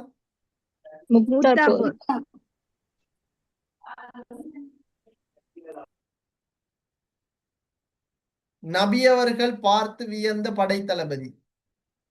Khalid ibn Walid. Khalid bin Walid. அது எந்த யுத்தத்துல நபி அவங்க பார்த்து வியந்தாங்க? உஹத் யுத்தம். ஓகே, ரைட், சிம்பிள், உஹது முடியுது. யுத்தம். இந்த மார்க்கத்தை நான் பூரணப்படுத்தி விட்டேன் அப்படின்னு சொல்லி நபி அவங்க சொன்ன அந்த சந்தர்ப்பம் இது. ஹஜ்ஜத்துல் விதா. கேள்வித்தா. போன முறை வந்த எக்ஸாமுக்கு முதல் கேள்வி கேள்வி அதான். சரி, ரைட். ஹுதைபியா உடன்படிக்கை யார் யாருக்கு இடையில அடைஞ்சு? குறைஷியர்களுக்கும் நபி அவங்களோட ராஜதந்திரம் வெளிக்காட்டப்பட்டதை புலப்படுத்துற உடன்படிக்கை எது? அதுவும் ஹுதைபியா உடன்படிக்கை. இடங்கள் இரு சாராரும் போர் புரியதில்லை. இந்த நியதி எந்த உடன்படிக்கையில சொல்லப்பட்டிருக்குது? ஹுதைபியா ஓகே, மண்டல பட்டுட்டா அப்ப எல்லாருக்கும். என்ன இப்ப கொஞ்ச நாளா சரியான இந்த ஆன்சர் எல்லாம் கடும் ஸ்பீடா வருது. 3 மாசம் மேய்க்கிறதுனால அது அப்படித்தான் சார். அது சரி, அது நானும் பாக்குறேன். இன்னமும் தெரியா கொஞ்சம் சத்தம் பலமாயிக்குது, கட்டும் இன்ட்ரெஸ்ட் ஆயிக்கிறீங்க, ஒன் டைமுக்கு வாரீங்க. படிப்பு கூடிட்டு சார், படிப்பு கொஞ்சம் கூடிட்டு இப்ப கூடிட்டு 3 மாசம் தானே சார். படிப்பு கூடிட்டா பயம் கூடிட்டா? கூடிட்டு சார். இப்ப என்ன சாப்பிடுறதுக்காக டைம் கிடைக்கிற, இப்ப சாப்பிட டைம் கிடைக்காத ஒரு நிலைமைக்கு நீங்க வந்துட்டீங்களா இப்ப, இல்லாட்டி இன்னும் இல்லையா? வந்துட்டேன் சார். வந்துட்டேன் கொஞ்சம் வந்துட்டேன். இன்னும் கொஞ்சம் தான், அப்புறம் விளங்கும். வெள்ளனே சாப்பாட பகலைக்கு தின்னுவாங்க, பால் சாப்பாட ஈவினிங் தின்னுவாங்க, ஈவினிங் டீய நைட் 9 மணி குடிப்பீங்க. சரி, அந்த டைம் வரும், வெயிட் பண்ணுங்க. நான் நினைக்கிறேன் இன்னும் வரல. நான் பிஸி ஆகணுமே, எனக்கு விளங்கும். நான் பிஸியாக நம்ம எல்லா வருஷம் இந்த 6 வருஷத்துல அப்படித்தான். நான் பிஸியாகிற டைமும் கணக்கா எனக்கும் அதே நடக்கும், உங்களுக்கு நடக்கிற அதே சம்பவம் எனக்கு நடக்கிறதா. உங்களோட சேர்ந்து நானும் என்ன செய்யறேன், மார்னிங் சாப்பாடு 8 மணிக்கு சாப்பிடணும், ஆனால் மார்னிங் சாப்பாடு 11 மணிக்கு சாப்பிட்டுறேன். பால் சாப்பாடு 2 மணிக்கு 1:30 சாப்பிடணும், ஆனால் 4 மணிக்கு சாப்பிடுறேன். உங்களோட சேர்ந்து நானும் அப்படியே இருந்துக்கிறேன். 6 வருஷம் எனக்கு நடந்துக்கிறேன். A-level எக்ஸாம் நான் செஞ்ச டைம்ல இருந்து இதே மாதிரி சூழ்நிலை எதிர்கொண்டு வந்துக்கிறேன். ஆனால் எனக்கு இப்போ நான் ஒன் டைம் சாப்பிட்றேன் இன்னும் இல்லை, ஏன்னா அவங்களுக்கு இன்னும் அந்த டைம் வரல. வரும், வெயிட் பண்ணு. இன்னொரு 3 வீக்ஸ் 2 வீக்ஸ்ல நெருங்கிடுவீங்க. வரும் வர கிளாஸும் செமினாரும் பேப்பர் அத்து இத்துன்னு போட்டு ஒரு தாக்குவாங்க. பட் அல்ஹம்துலில்லாஹ்னு நாம முடிச்சிட்டோம்னா சரி, சிலபஸ் அவங்களுக்கு ஒரு அளவா நீங்க ப்ரெஷர்ல இருந்து ரிலீஸ் ஆயிருவீங்க. பட் கிட்டத்தட்ட ஆல்மோஸ்ட் முடிச்சு. சரி, ஓகே, சரி. 2 month project எப்ப ஸ்டார்ட்? 2 month ப்ராஜெக்டோட போஸ்டர் நாளைக்கு வருது. இன்னைக்கு போட்டு வேண்டியிருந்த, பட் ஒரு சின்ன மாற்றம் ஒன்று, கரெக்ஷன் ஒன்று இருந்ததா கொடுத்து அனுப்பிக்கிறேன். நாளைக்கு வரும். 4லேருந்து பதிவுகள் ஸ்டார்ட் ஆகும். ஆனால் நீங்கள் அதுக்கு பே பண்ண வேணாமா? பே பண்ணேன்டா இப்போ அது ஸ்டார்ட் ஆக போகுது. இது எந்த மாதம் வைக்கிற? ஜூன் 1 தான் ஸ்டார்ட் ஆகும். நீங்கள் இப்போ மேக்கு படிக்கவே வேணும், ரைட்? மே ஃபுல்லாக நாங்கள் இந்த சிலபஸை முடிச்சாகணும். மேக்குள்ளுக்கு முடிச்சுட்டு ஜூன் 1லேருந்து 2 month ப்ராஜெக்ட். அப்போ பாருங்க, இந்த ஒரு மாதம் 26 நாள், 26 நாளுக்குள்ள சிலபஸை முடிச்சாகணும். அப்படி மீக்குது. ஜூன் 1 தான் ஸ்டார்ட் ஆகும். ஆனால் 4ல இருந்து ரிஜிஸ்ட்ரேஷன் ஆரம்பம். 26 நாள் மட்டுக்கு பிள்ளைகளுக்கு கொடுக்கணுமே டைம் பதிவு செய்யறதுக்கு. இப்போ அதெல்லாம் மீக்குது. சரி, நான் உங்களுக்கு இன்ஃபார்ம் பண்றேன் அதை. ஓகே, சரி சரி. எனவே நாங்க கலீஃபாக்களுடைய இப்ப சரிதானே. இனி திரும்ப பத்ரு, உஹது, கந்தக்கு, அதே போல ஹுதைபியா, மக்கா வெற்றி, முஹ்தா, ஹஜ்ஜத்துல் விதாண்டா மூஞ்ச பார்த்துட்டு இருக்கிறதா?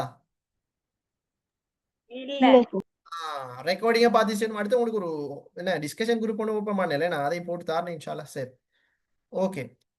இப்ப கலீஃபாக்களுடைய பணிகளை நாங்க பார்த்தோம்னு சொன்ன கலீஃபாக்கள் இந்த சமூகத்துக்கு பல பணிகளை செஞ்சிருக்கிறாங்க, ரைட்? குறிப்பாக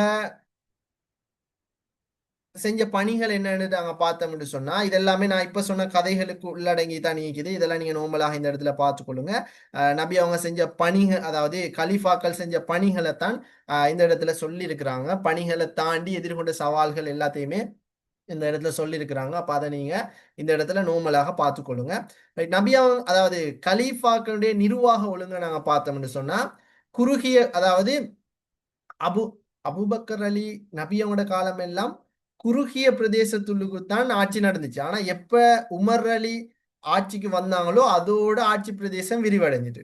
அப்ப பாருங்க, இந்த நம்ம பேக்ரவுண்ட்ல போட்டிக்கிற இடம் எல்லாம் உமர் அலிட கண்ட்ரோலுக்கு வந்துட்டு. அப்ப இவ்வளவு பிரதேசங்கள் எப்படி மேனேஜ் பண்ற? அப்ப உமர் அலி என்ன ஒவ்வொன்றுக்கும் பொறுப்பாக வலி என்று சொல்லக்கூடிய பொறுப்பாளர்களை அமர்த்தினாங்க. அதே மாதிரி மத்திய அரசின் ஆலோசகர்களை நியமிச்சாங்க.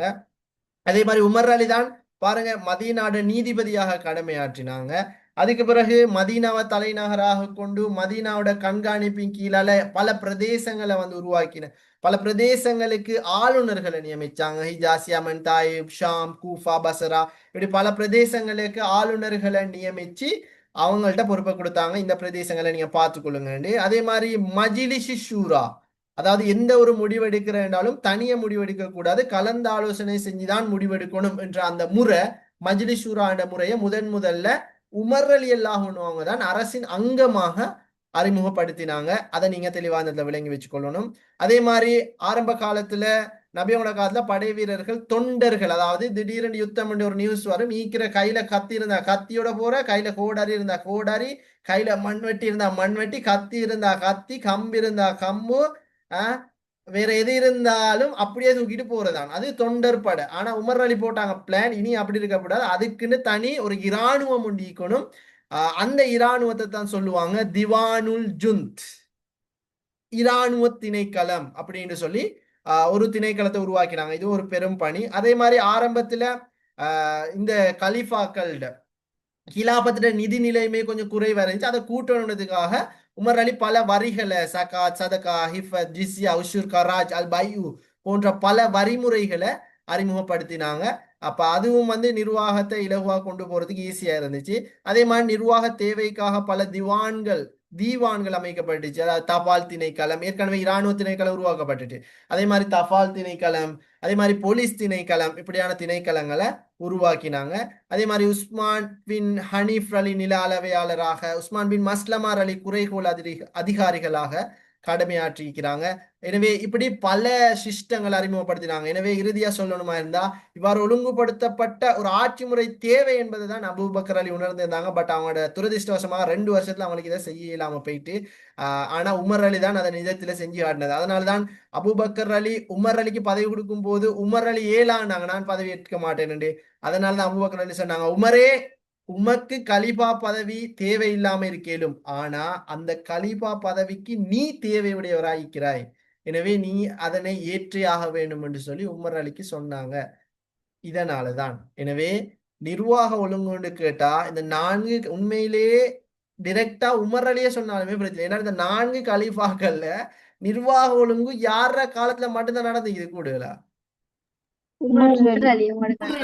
உமர் அலியின் நிர்வாக ஒழுங்கை ஆராய்கின்றாலும் சரி, கலீஃபாக்களின் நிர்வாக ஒழுங்கை ஆராய்கின்றாலும் ரெண்டுக்குமே ஒரு ஆன்சர் தான். கொஞ்சம் கொஞ்சம் நான் அபூபக்கர் அலி பாருங்க, வேற எங்கேயாலும் ஒரு பணி நடந்துக்க அப்படின்னு சொல்லுங்களே. இதை பாருங்க, அபூபக்கர் அலி காலத்திலேயோ இல்லாட்டி உஸ்மான் அலி காலத்துல நடந்து ஏதாலும் உண்டு ஈக்குதா? இல்லையே, எல்லாம் உமர் காலத்துல நடந்துக்குது. ஆனா உங்களை மயக்கிறதுக்காக இந்த முறை பாருங்க, அந்த டைம்ல அதான் சொல்றேன், ஃபர்ஸ்ட்டுக்கு கேள்வி வரும், உமர் அலி அவங்க நிர்வாக பங்களிப்பை ஆராய்ங்க. திரும்ப அடுத்த வருஷம் கேள்வி ஒரே மாதிரி கேட்கல, அதை மாதிரி தானே கேட்கணும். கலீஃபாக்களின் நிர்வாக ஒழுங்கை ஆராய்ங்க. புள்ளல் யோசிப்பாங்க, புது கேள்வி சரியா அப்படின்னு கேள்வியை விட்டு வரது. அதே ஆன்சர் தான், கேள்வி மட்டும் வித்தியாசம். ஏன்னா கேள்வி அவங்க ப்ரொஃபஸர் மாதிரி, கேள்வியை ஒரே மாதிரி போட இயலாது. விட ஒரே மாதிரி நீங்க எழுதலாம், ஆனா கேள்வி அவங்களுக்கு எழுதினா கேள்வியை அதே மாதிரி எடுத்து போட்டா ஸ்டூடெண்ட்ஸுக்கும் ப்ரொஃபஸர் மாருக்கும் வித்தியாசம் இல்லாம போயிட்டுமே. ஸோ கேள்வி ஒரே மாதிரி போட மாட்டாங்க, விட ஒன்றுதான், கேள்வியை மட்டும் மாத்தி மாத்தி கேட்பாங்க. அதுதான் நான் ஒரே உங்களுக்கு சொல்லி தந்துட்டு வாரது, அதான் ஞாபகம் வச்சுக்கொள்ள முடியும். ஸோ இதுதான் நிர்வாக ஒழுங்கு சம்பந்தமானது. இது கிளியரா? ரைட். நிர்வாக ஒழுங்குலையும் கூடுதலா யார காலம்? உமர் அலிட காலத்துலதான் கூடுதலா என்ன நடந்துக்குது. அடுத்தது அதே காலத்துதான் பாப்போம். குறிப்பா உமர் அலி அவங்களுடைய ஆட்சி காலத்துல இந்த இஸ்லாமிய சாம்ராஜ்யம் ஒரு திருப்பத்தை கண்டுச்சு. குறிப்பாக இன்றைக்கு அமெரிக்கா, சைனா மாதிரி அந்த டைம்ல உரோம பாரசீகம் என்ற 2 பேரரசுகளோட இணைஞ்சி உமர் அலி வெற்றி ஈட்டினாங்க. எனவே அதற்கு பிறகு இப்ப இப்படித்தான் ஆரம்ப காலத்துல வந்து கலீஃபாக்கள் எப்படின்னு சொன்னா நல்ல எளிமை லோயல், ரைட். பெருசா படம் ஷோ காட்டுறல்ல, எளிமை லோயலாக இருந்திருக்கிறாங்க. எனவே அதுவும் ஒரு காரணம் இங்க. சரி, எனவே குறிப்பாக இந்த கலிஃபாக்கள்ல உமர் அலி அவங்க எப்படின்னு சொன்னா எல்லா அபிவிருத்திகளையும் செஞ்சாங்க. ஏழுமான எல்லா அபிவிருத்திகளையும் செஞ்சாங்க. மஸ்ஜிதுகளை உருவாக்கி மஸ்ஜிது ஹராம மஸ்ஜிது நபவியையும் விஸ்தரிச்சிக்கிறாங்க. புதிய புதிய நகரங்களை நிர்மாணிச்சாங்க. நீர்ப்பாசனங்களை உருவாக்கினாங்க. அரச நிர்வாக கட்டடங்கள் அமைச்சு, பாடசாலைகள், இடைத்தளங்கள் நிலைனா ஹொஸ்டல்ஸ்களை அமைச்சிக்கிறாங்க. பல நிர்வாகம், வியாபாரம், கடை வீதி, பாதைகள், பாலங்கள், விடுதிகள், இதெல்லாமே உமர் அலி அவங்க உருவாக்கி இருக்கிறாங்க சொன்னாங்க. அதான் உமர் அலியோட காலத்துல ஒரு கூற்றிக்குது, என்னுடைய ஆட்சியில ஒரு அதாவது ஒரு ஒட்டகமேனும் சறுக்கி விழுந்தா அதுக்கும் யாரு பொறுப்பு? நான் தான் பொறுப்புன்னு நான் சொன்னேன். தான் பொறுப்புன்னு சொன்னாங்க உமர் அலி. பாருங்க, சும்மா வச்சுக்கோமே. இப்ப அனுரகுமார திசாநாயக் நம்ம இது இல்ல, சும்மா ஒரு இதுக்கு சொல்ல, நம்ம நாட்டுல தலைவர் அவர் இற கொழும்புல யாழ்ப்பாணத்துல ஒரு ஒட்டகம் ஒன்று சறுக்கி விழுந்தா அவர் பொறுப்பேற்பாரா? ஒரு மாடு ஒன்று சறுக்கி விழுந்தா அதாவது ஏமாட்டாரு. அதான் அதான் அந்த இல்ல. மாடு பார்த்து பேய்த்திருக்கணும்னு சொல்லுவாரு. ஆனா உமர் அலி அப்படி இல்லை. அவர் சொன்னாரு, ரோட் ஒழுங்கா இல்லாதால தானே அந்த மாடு சறுக்கி விழுது. ரோட் ஒழுங்கா இருந்திருந்தா மாடு சறுக்கி விழுந்திக்குமா ஒட்டகம்? இல்ல இருக்காது. ஒட்டகத்தை அதாவது அந்த ரோட்டை ஒழுங்கா செய்யாததால தான் அந்த ஒட்டகம் சறுக்கி விழுது. ரோட்டை ஒழுங்கா செஞ்சா சறுக்கி விழாது. அதனாலதான் நான் பொறுப்பு உமர் அலி சொன்னாங்க. அப்ப பாருங்க எந்த அளவுக்குன்னு சரி அந்த ஆட்சி இருந்திக்குது, ரைட். அதே மாதிரி அல் குர்ஆன் கற்பிக்க எழுத்தறிய விருத்தி செய்ய சிறுவர் பாடசாலைகள் அமைச்சாங்க. ஹிஜ்ரி ஆண்டு முதல் அறிமுகப்படுத்தினதும் இந்த உமர் அலி தான். அரபு நாணயங்கள், திர்ஹம், தீனார் இந்த பேர்கள் அறிமுகமாயிடுச்சு. அனாதையர், விதவைகள் நலன்கள், அவர்களோட தேவைகள் எல்லாம் பைத்துல் மால் மூலம் நிறைவு பெற்றது. ஒரு பிஞ்சு குழந்தை அழுகுது, பசி பசி ரொட்டி வேணும்ண்டு, அந்த டைமுக்கு ஒரு தாய் வந்து மாவு இல்லாதால சும்மா சட்டிய இப்படி பத்த வச்சு சட்டி இப்படி ஆட்டுற மாதிரி குழந்தைய மாத்துறதுக்கு அந்த சம்பவம் கேள்விப்பட்டீங்களா? உமர் அலிட சார் 7ஆம் ஆண்டு இஸ்லாம் பாடம் 7ஆம் ஆண்டு. அதே அப்புறம் உமர் அலி தான் பைத்துல் மால போய் தான் அந்த மூட்டையை சுமந்து கொண்டு போய் தானே அந்த சட்டியில ரொட்டியை சுட்டு அந்த குழந்தைக்கு கொடுத்த சம்பவம் கேள்விப்பட்டீங்க தானே? சோ அபிவிருத்தி நடவடிக்கைகளும் யாரோட காலத்துல நடந்திருக்கிறது கூடுதலா? காலத்துலதான். இதுக்கு நீங்க இப்படித்தான் போல, நான் சும்மா கேட்கேன். இப்ப அபிவிருத்தி நடவடிக்கைகள்னு வந்த உடனே படிச்சுத்தான் எழுதணுமா? ஒரு பாடசாலை கட்ட மாட்டாங்களா? வயல் நிலங்களை பாதுகாக்க மாட்டாரா ஒரு மன்னர்? வீடுகளை நிர்மாணிக்க மாட்டாரா ஒரு மன்னர்? பூஞ்சோலைகளை அமைக்க மாட்டாரா ஒரு மன்னர்? நீர்ப்பாசனங்களை உருவாக்க மாட்டாரா ஒரு மன்னர்? இப்படி இதை ஒரு 6-7 எழுதினாலே சரிய பிள்ளைகள். விடுதிகள் அமைச்சார் என்றாலே ஒரு பாயிண்ட், அதுக்கு ஒரு 4 விளக்கங்கள் எழுதிக்க மாட்டீங்களா? இதுக்கு படிச்சணுமா? இந்த மாதிரி கேள்வி எல்லாம் வந்து எவ்வளவு ஈஸி பிள்ளைகள், சும்மா சிம்பிளா எழுதலுமே. ஒரு மன்னன் என்ன செஞ்சிப்பானோ அதை நீங்க எங்க எழுதினா சரி. சரி, ஓகே பிள்ளைகள். அப்ப இதான் அபிவிருத்தி நடவடிக்கைகள். அதே மாதிரி எதிர்கொண்ட சவால்கள், இதுக்கு வேற வழி இல்ல. யாரெல்லாம் வருவாங்க? கலிபாக்கள். உஸ்மான் அலி ரலியல்லாஹு அன்ஹு 4 பேருமே வருவாங்க. ஓ, பணிகளோ நிர்வாகங்களோ அபிவிருத்தி நடை உமர் அலி மட்டும்தான் வருவாங்க. ஆனா எதிர்கொண்ட சவால்களுக்கு 4 பேருமே வருவாங்க, ரைட். குறிப்பாக பிள்ளைகள் குறிப்பா நபியோட காலத்துல இருந்து யுத்தங்கள் எல்லாம் ஸ்டார்ட் ஆயிட்டு. ஏன்னா நபியோட காலத்துல யுத்தங்கள், குறிப்பா உரோமர்களோட பாரசீக யுத்தங்கள் எல்லாம் வந்து ஸ்டார்ட் ஆயிட்டு. அதுக்கப்புறம் அபூபக்கர் அலி அவங்களுடைய காலத்திலையும் பெரிய யுத்தங்கள் நடைபெற்றுச்சு. குறிப்பா சகாத் கொடுக்க மறுத்தல், முத்தநபிகளோட போர், அப்படி பல போர்கள் நடந்துச்சு. முசைலமா வந்து நபி அவங்கள்ட்ட கேட்ட, இதுக்கு முதல்ல நான் நபித்துவம் உங்களுக்கு பங்காளி ஆகிக்கிறேன், உங்களுக்கு 50 எனக்கு 50 அப்படின்னு கேட்டேன். அப்புறம் நபி அவங்க எச்சரித்தத்தோட பொறுமையா இருந்தாலும் நபி அவங்க மரணத்துக்கு பிறகு அபூபக்கர் அலி காலத்தை திரும்பவும் எழும்ப தொடங்கிட்டான். அப்ப அவனோட தான் அந்த யுத்தங்கள் எல்லாம் நடந்த யமாமா யுத்தம் எல்லாம் நடந்தது அந்த முசைலமாவோட தான், ரைட். அதே மாதிரி போலி நபிமார்கள் ஆங்காங்கே ஹனீஃப் கோத்திர முசைலமா, தக்லீப் கோத்திரத்தைச் சேர்ந்த சஜா, முசைலமாட லவர் தான் அது சஜா. அதே மாதிரி அசத் கோத்திரத்தைச் சேர்ந்த துலைஹா பின் குவைலத் ஜோக்கர். அதே மாதிரி அன்ஸ் கோத்திரத்தைச் சேர்ந்த அஸ்வத் அல் அன்சி, தமீம் கோத்திரத்தைச் சேர்ந்த மாலிக் பின் நுவைரா. மாலிக் லவ் சஜால, ஆனா சஜா லவ் யார்ல? முசைலமால. முசைலமால. ஆனா சஜாவுக்கு இது தெரிஞ்சு சஜா டபுள் கேம். எப்படி? முசைலமாவும் வேணும், சேம் டைம் ராமன் அது மாதிரி. சரி, ஆனா முசைலமா கொஞ்சம் தைரியம். ஆனா மாலிக்கு சரியான பயம். ஏன்னா அந்த டைம்ல எல்லா யுத்தங்களுக்கும் தலைவராகி வந்த காலித். காலிதுக்கு சரியான பயம் மாலிக். மாலிக்கு காலித் வாராருண்டாலே சரியான பயம். ஆனா முசைலமா கொஞ்சம் தைரியம், மாலிக்கு சரியான பயம். ஆனா இந்த மாலிக் இருக்கிறாரு, என்ன சொல்ற, ஒரு ஒரு ஒரு தத்துவம் பண்ணிக்குது என்ன பிள்ளைகள். அழகான ஒரு மனைவியை வச்சுட்டு குரங்குக்கு பின்னால போற, அப்படியா?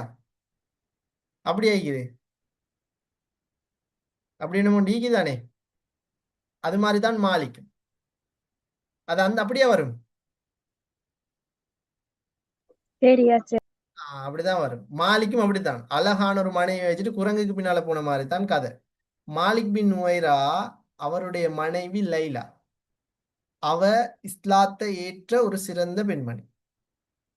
அவ ஒரு நல்ல பெண்மணி.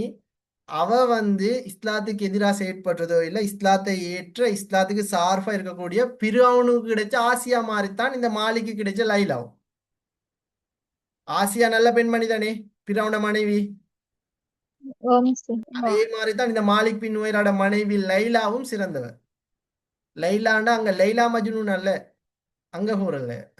இங்க லைலான்னு சொன்னா அது ஒரு சிறந்த பெண்மணி. அப்ப லைலா அடிக்கடி இந்த மாலிக்கிட்ட சொல்ற, இப்படி செய்யாதீங்க, பொய் சொல்லாதீங்க, நீங்க போலி நபின்னு அடிக்கடி மாலிக்க தண்ட ட்ரெக்குக்கு எடுக்கிறதுக்கு கடைசி வரைக்கும் ட்ரை பண்ணதான். ஆனா மாலிக் கடைசி வரைக்கும் லைலாட பேச்ச கேட்கவே இல்லை. ரைட், எவ்வளவோ சொல்லி பார்த்த, ஆனா கேட்கவே இல்லை.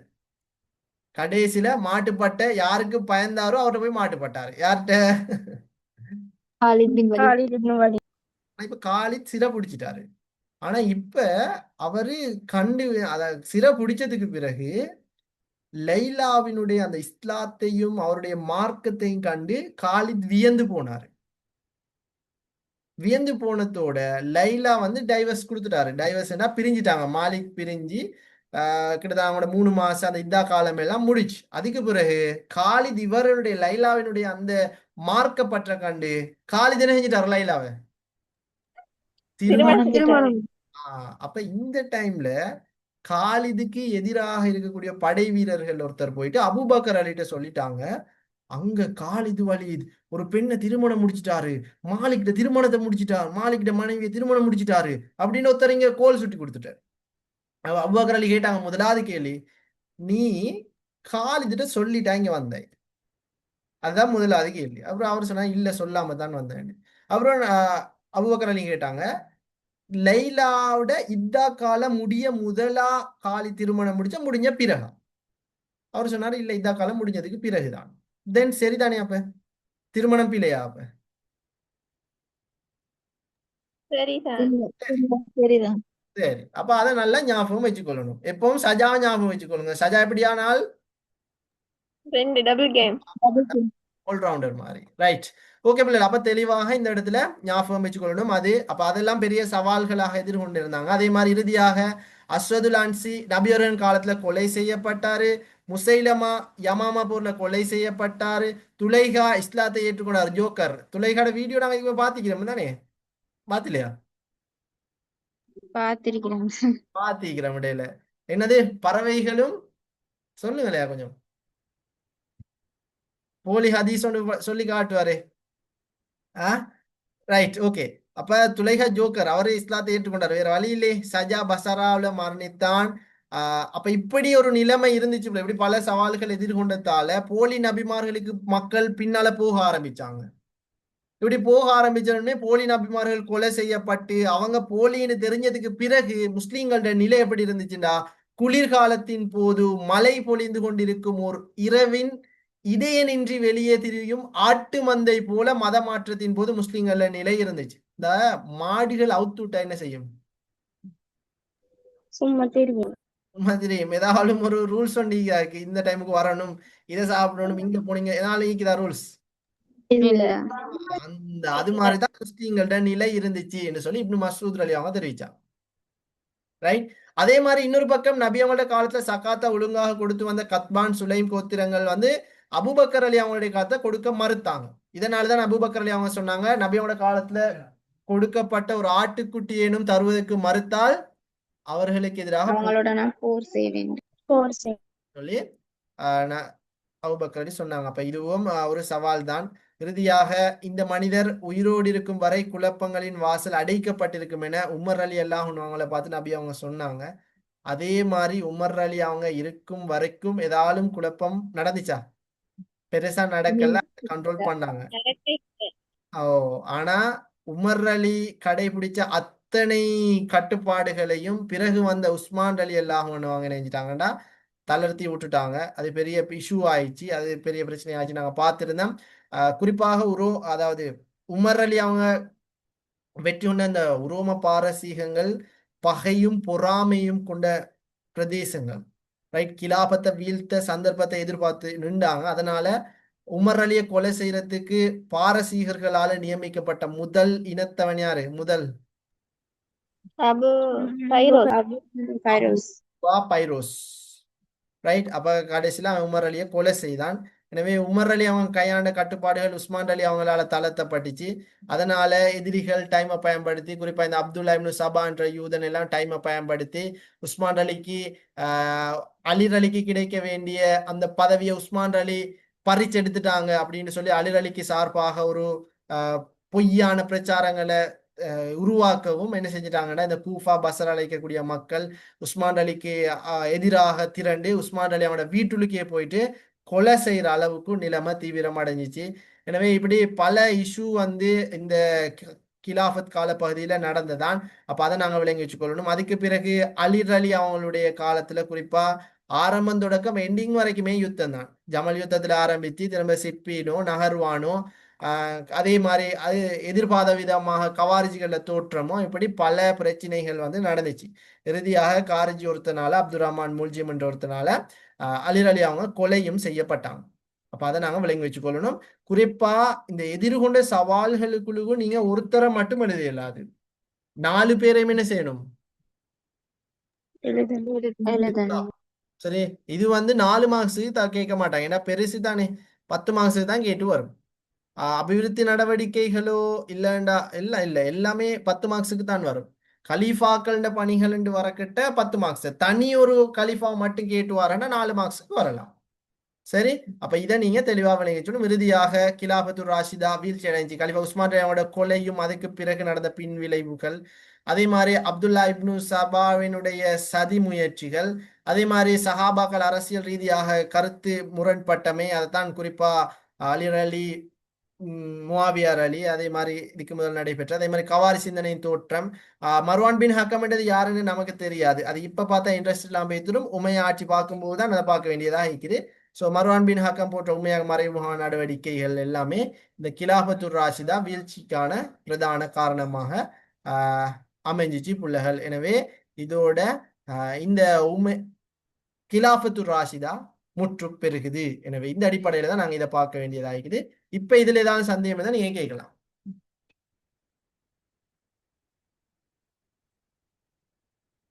ஏன் டவுட் இருக்குதா? இப்ப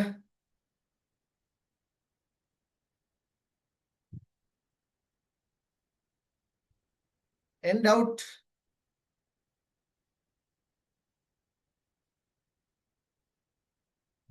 என்ன சத்தம் இல்ல?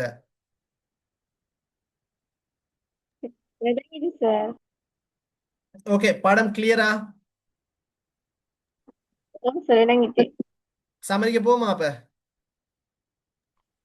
Okay sir.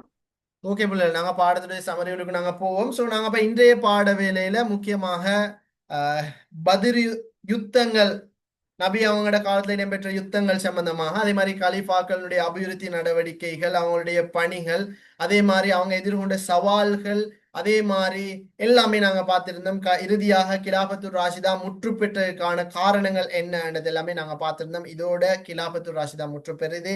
எனவே மீண்டும் அடுத்த பாட வேளையில இந்த கிலாபத்துர் ராஷிதா முற்று பெற்றதுக்கு பிறகு எந்த வம்சம் ஆட்சியை பிடிச்சிச்சு, அவங்களுக்கு இடையில எந்த மாதிரியான சேஞ்சஸ்களை கொண்டு வந்தாங்க, இல்ல கிலாபத்து ராஷிதா இருந்த மாதிரியே தான் ஆட்சியை கொண்டு வந்தாங்களா, இல்ல இதற்கு மாற்றமாக வித்தியாசமான ஆட்சி முறைகளை கொண்டு வந்தாங்களான்றது எல்லாமே மீண்டும் நாங்க அடுத்த பாட வேளையில சந்திப்போம். அஸ்ஸலாமு அலைக்கும் வரஹ்மத்துல்லாஹி வபரகாத்துஹு. அன்பான மாணவர்களே. வலைக்கும் அஸ்ஸலாம் வரஹ்மத்துல்லாஹி வபரகாத்துஹு. வரஹ்மத்துல்லாஹி வபரகாத்துஹு.